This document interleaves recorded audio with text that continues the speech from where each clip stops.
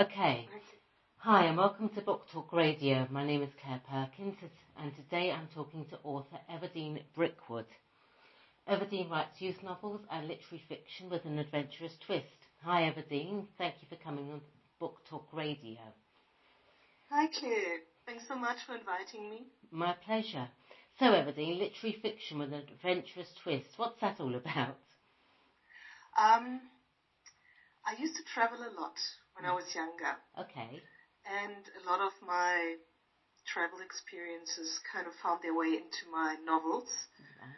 So, and because it was adventurous, I felt that, I would like to write in that genre.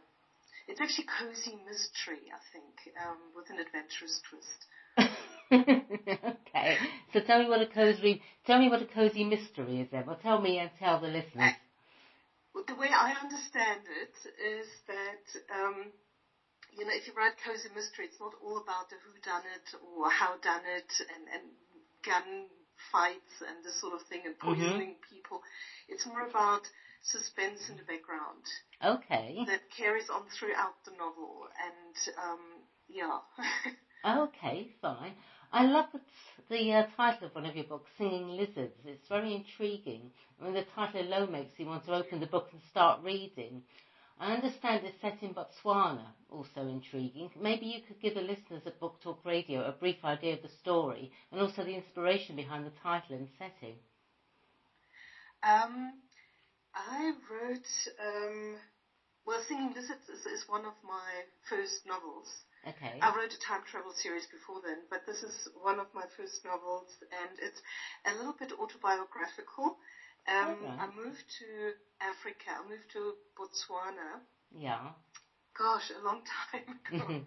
And it's set around that time that I arrived in Botswana, and the story itself is fictional, but I worked in a lot of my experiences as well, because it's quite challenging to make your home in a different country, never mind a different continent. Of course. So Botswana in particular wasn't that easy to settle in. But the story itself, the fictional story, is about a woman from England, a young woman from England, whose twin sister goes missing in Botswana, and she has to travel there. She doesn't really want to because she feels at home in England, and she doesn't want to go to Botswana, but she has to because she needs to find her twin sister now. So she's really forced to stay and make the best of everything. And all the adventures that she goes through, and in the end, the resolution is a bit surprising, but I'm not going to say anything about it. No, of course you don't want to spoil the storyline, but I'm intrigued. Yeah. Where did Singing Lizards come from? It's such a great title. Singing Lizards, it's actually an actual phenomenon in the Kalahari Desert. Okay. That in the early hours of the morning, it's cold at night because it's a desert. Sure. And a certain type of lizard congregates. Well, lots of them congregate and sit on branches. Oh, they have a lizard sing-song. Yes, they do. And they kind of swing on these branches, and while they do that, they make this sound. It's like a singing. It's like a cicada type insect-like sound, and it's quite loud. And I'm told that they do this because they want to keep warm. Oh, well, fair enough. So, today, you can, if you walk through the bush, you can actually see these lizards. Right. And that inspired me to use the lizards, in the book. I think that's a great idea. It plays a role in the resolution and in the end. But, right. Okay. Well, it sounds fascinating. I can't wait to read that one. Your youth novels are just the type of reading I loved as a teenager and still do for that matter. I continually love to have my imagination fired, and you have youth novels published at the moment, Children of the Moon and The Speaking Stone of Caradoc. These are the first two books in a series called Remember the Future. I understand they feature time travel. What's all that about? Tell me some more. I wrote these books a long time ago. 10 years ago, 12, something like that. Okay. And Yeah. Funny noise. I don't know.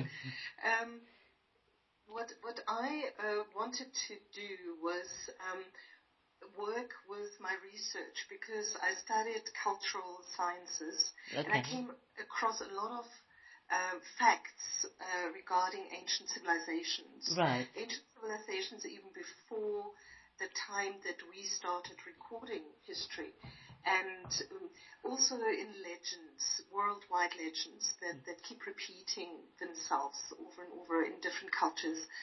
And I thought, how can I get this across to a reader or to, more people? And my children were that age group at the time. They were around 10 years old. Yeah. And so I felt I wanted to write something that would be easy for them to read.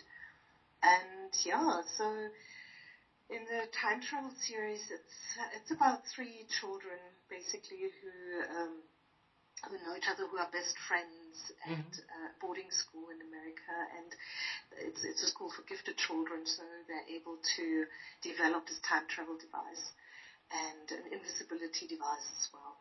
And they do a bit of research, and then they just want to go on a short trip to see if it works. Right. And this trip becomes longer and longer, and it's actually 4 books by now. 2 of the books haven't been published yet, but I'm still busy with them. And it's a lot of adventures, and they meet all these different civilizations and learn a lot about prehistory in the process, and how things were different and not so different, and better, and maybe even more advanced than what it is now, and how they could apply that in the future or in the present from our point of view. Right. And did they get to save the world in the end? Sorry, I didn't hear that. Do they get to save the world in the end? Is that the type of book? We shall see. Oh, fair enough. You're not giving anything away. All right, I understand. That's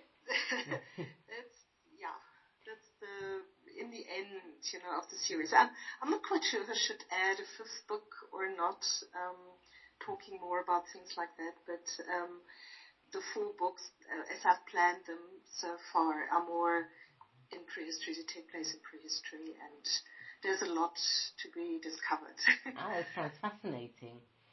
Your most recent novel is published in German. As I don't speak German, I cut and pasted the synopsis into Google Translate, and it sounds so interesting. And it's set in the 1970s, with a rebellious teenager is offered a new hypnosis treatment to try and alleviate her symptoms, and her doctor takes her through regression. This is so interesting. First of all, I have to ask, why set in the 1970s? Where did that come from? I would have to give away my age. And mine. I was actually a teenager in the 70s. Oh, me too. I was a teenager, and I was considered rebellious.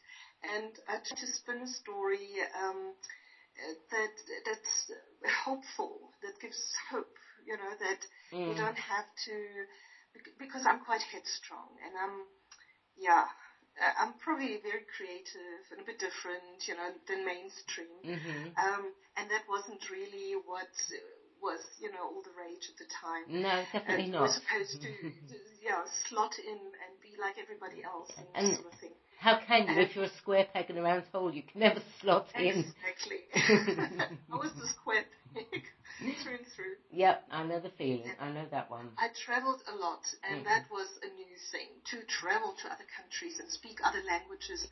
I loved speaking different languages. I spoke, I think, at some stage 6 different languages.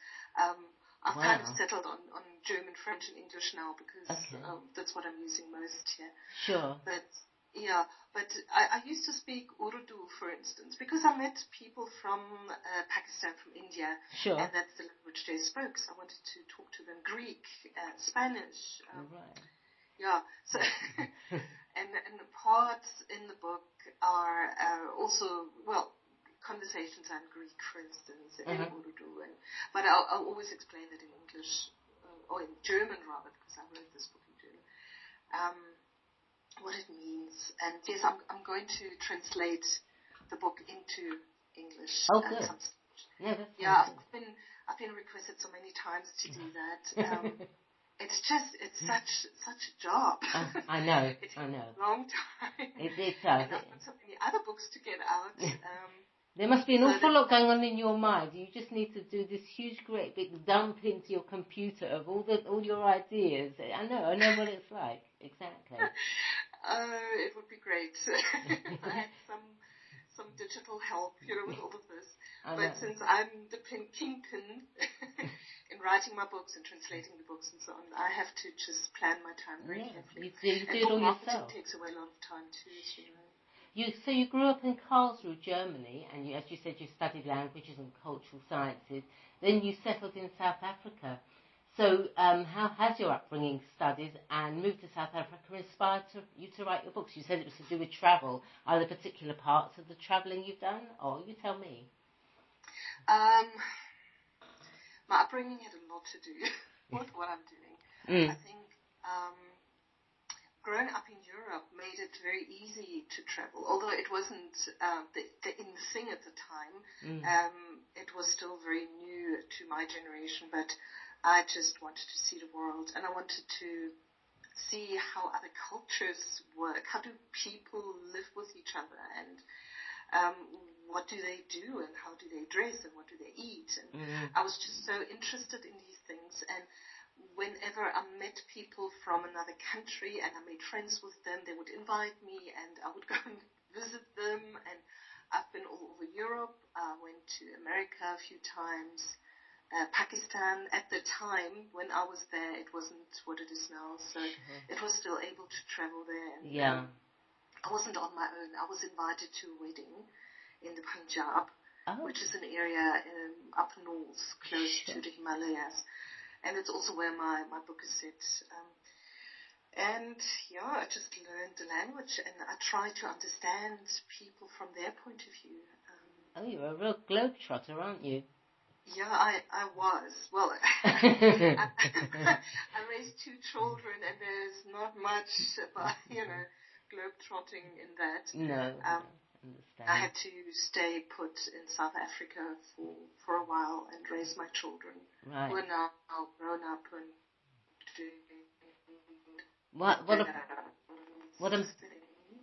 what amazing things to look at! What amazing experiences to look back on, though. How fascinating! So, what's next for Evadeen Brickwood? I'm going to finish the editing of the third novel. It's been finished for a while, but I have to re-edit it in the children's, in the time travel series. Okay. It's called The Secret of the Bird God, and another great title.